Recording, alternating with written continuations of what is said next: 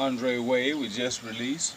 Once again, come to reminisce about some things and just talk about things that's going on and things that people doing and people does.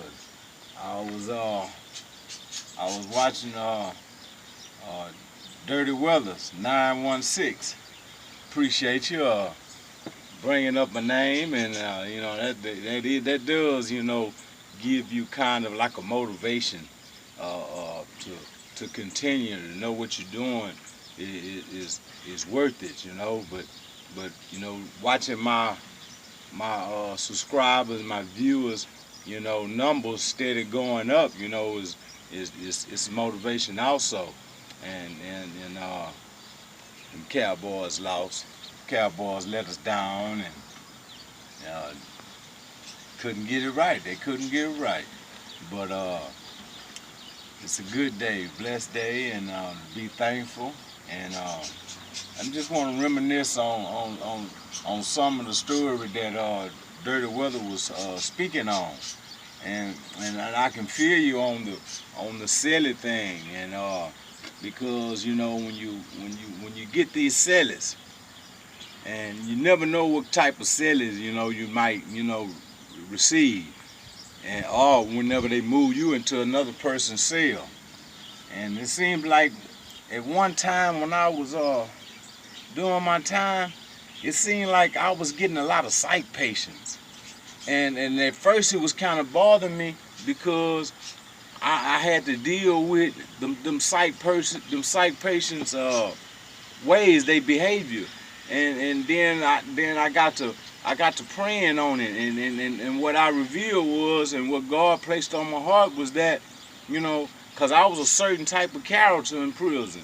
and it was some morals that I live by, and it was good morals, and I had some bad morals because we all have behaviors, good and bad, when we're in prison.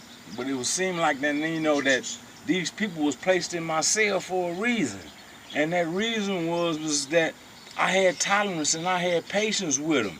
And when you look at some of the other characters that was living on the pods, they could have went and been in any house, in any cell, but they wouldn't have lasted with the kind of behavior that they had. Man, I had some of the damnedest sellers, psych patient sellers, and I had the tolerance to put up with them, but I can deal with that. And then one of the main things I used to do when I move into a cell, or a cellmate move in with me, is one thing that I've always did. I get everything established off the top. I don't wait as we go to living to try to build up understanding. I get that understanding off the rip, because you have to get an understanding when you're living with these dudes, because they put Hispanics, they put white boys, they put blacks, anything in your cell. And when I used to be, I had a one-row restriction, and I had a top bunk, and I didn't have a bottom bunk restriction. And most times they put a lot of older cats, and they put these psych patients in these cells, and they be on one row, and they be bottom bunk restricted. Man, I had to go get me a bottom bunk restriction. I let the one row thing go, but to give me a bottom bunk, so whenever I move into a cell, I automatically had a bottom bunk. Sometimes I had to go to transit or wait on a bunk to get open, but I didn't mind because I wasn't gonna let that bottom bunk restriction go, because man, let me tell you, they put some of the damnedest old men in there with you, and they're coming out with locker boxes, extra locker boxes, a bunch of paperwork that don't mean no sense. And they just put anybody in there with you. And one thing I used to get established, I used to let my sellers know that if I come in here and my things are gone, I'm finna whoop my celly off the rip. I'm gonna whoop my celly off the rip. I ain't finna go ask nobody who done it. I don't care if I come in there and my stuff gone and all this stuff is gone is mine. Man, I ain't gonna say nothing. I'm just gonna immediately go to whooping my celly. Then after that, I'm asking, try to find out what my shit is. and that's just was me. But I used to get that off the rip because ain't nobody gonna come in here and steal nothing from Dre Dog, cause Dre Dog ain't gonna go in nobody else's cell and steal nothing. You gonna respect my space. You gonna respect my space, and you gonna have your space. And I was the type of cat where we just can't be in there all day together. You know, you got them kind of sinners want to sit in there with you all day. Every time you come in, they coming in. No, we're going to give one another space because this is the only living space that we have is that little cell. And so you're not just going to come in there and lay up around me, lay all up in there looking at me. No, we ain't finna do that. We're going to go in that day room when you don't want to go in the day room, and I'm going to go in that day room when I don't want to go in the day room. But I was the kind of dude where I practically, you know, once I come out of there, man, I'm in there because, see, when I go in, I want to be tired and I'm going to go to sleep. And that's one of the things you want to do. See, you don't want to make that space too tight with your celly because that it becomes a conflict. And when you have a conflict and you having a conflict with your cellies, you know, administration, they don't even want to hardly move you no more that much because they look, every time you look up, you want to move because it's your celly. And sometimes it be you. And sometimes you gotta, you gotta rethink your ways out because you can have some messed up ways and make it bad. So you have to, once you get a good celly, man, you try to keep a good celly. Man, I had a celly one time. Man, I think we were cellies for some years, man. But at least, and also I started getting to the point where I wanted to live on the dorms. And on the dorms, there's little cubicles. You got little walls that separate you. You got big bathrooms, big restroom areas, shower areas. And so you didn't have to worry about no cellies. You got a lot of cellmates, in the dorm with you. But when you want peace of mind, you can come in and sit in the cubicle and chill by yourself. You ain't got to worry about it. You got a cubicle. And then I had them kind of cubicles where I only had one cubicle person next to me. I try to get them corner bunks where it's separated. And you just have to choose the way you live in prison. You know what I'm saying? The way you live is the way things are gonna take place on you. Now, I don't want to live on a dormitory or a cell block where it's a bunch of heat drawing dudes. I'm not gonna live over there. I'm gonna be moved. And once you've been done so much time on a unit, and then you work good, and you're disciplinary free, they don't mind moving you. You just go to the lieutenant or sergeant, and if the sergeant can't help you, then he'll send you to a lieutenant. And if the lieutenant can't help you, then they'll send you to a captain. And it just goes on and on until your situation can be better.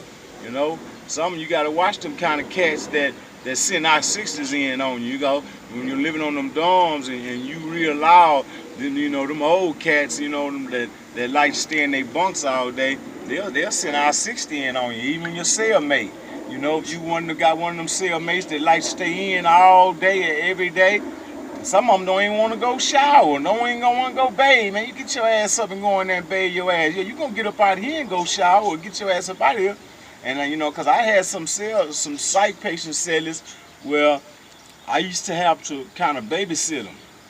And and it just be like that because, like I say, everybody don't know how to do time. You can be locked up 20 years and still don't know how to do time.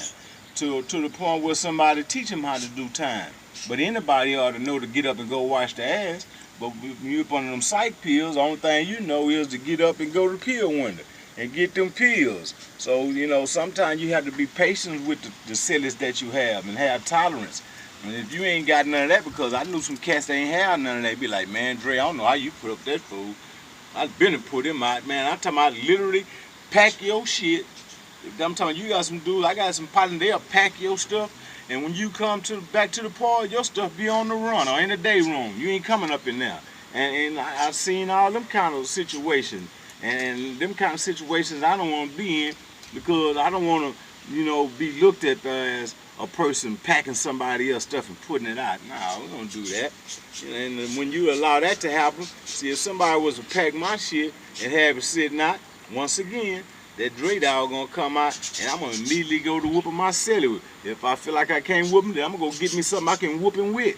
And that's just the way I was. But thank God, them kind of situations didn't occur to me, because a lot of people wanted to move in the cell with me because I was laid back. And a lot of youngsters, you know, they like to live with the old school guys, you know, especially if they kind of laid back too and ain't trying to be in a bunch of drama. And, you know, and that's how I was, you know. I babysitted my cellies, the ones I had to, because I didn't want to see them, you know, getting in no wrecks. And I also had a celly where I communicate with his family. You know, I had some homeboys, you know what I'm saying? We communicated with one another family. And that's how it is when you close to somebody.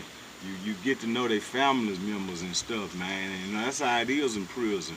You know, some people don't want you to know their families. Some people don't even want you to really know who they are.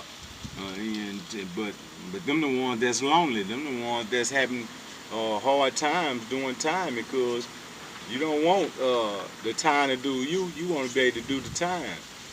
And that used to be one of the sayings: don't let time do you, do time. And I was like that at a certain part of my days in prison, where I was allowing time to do me. Man, I told you, it was a time, man, I went like 8 years without getting a disciplinary. You know, staying out of wrecks, man. You don't want to get in no wreck, you know. So, you know, I can feel Dirty Weathers on that fact, and some of the experiences he went through, because I seen those happen. I seen cellies get hot water thrown on them. You know, we get them pots and we get them hooked up and they ball. You get that magic shade and you get that Snicker bar, put it up in that boiling water, make it real thick, and when you throw that on somebody, ain't no skin coming off, and every time they wipe it off, skin coming off. Run around looking like a mint stick. So you don't want to, you know, you don't want that to happen, and I thank God that didn't happen to me. I thank God on the situation that I found myself in prison. You know, and a lot of things that didn't take place, that I seen take place to a lot of people. I told you about the time the guy got clicked on, you know, and you see these dudes and they reading these Bibles all day, but you never know what they doing in the dark, you know, and about 15 dudes, man, clicked on this dude, man. They clicked on this dude while he was sleeping. He had the covers over him. He had the covers pulled over him. So when they was whooping him, I was sleeping. All of a sudden I heard a bunch of ruckus. And when I looked up, cause the guy stayed like a few cubicles away from him, man, they were whooping this dude, man. And he couldn't get out that sheet. And when he did get out that sheet, man, he caught out, man. But man, I was like, man, what the hell he did? You know, that messes me up too. When I see people get clicked on, I be like, man, what did he do, man? What did he do? And I remember I was on Telford unit, man, and when a lot of them gang members, when they do something and it's a violation, the rank used to let these dudes violate these dudes. Like if the dude done something and they wrote him up, well, the rank will tear the case up.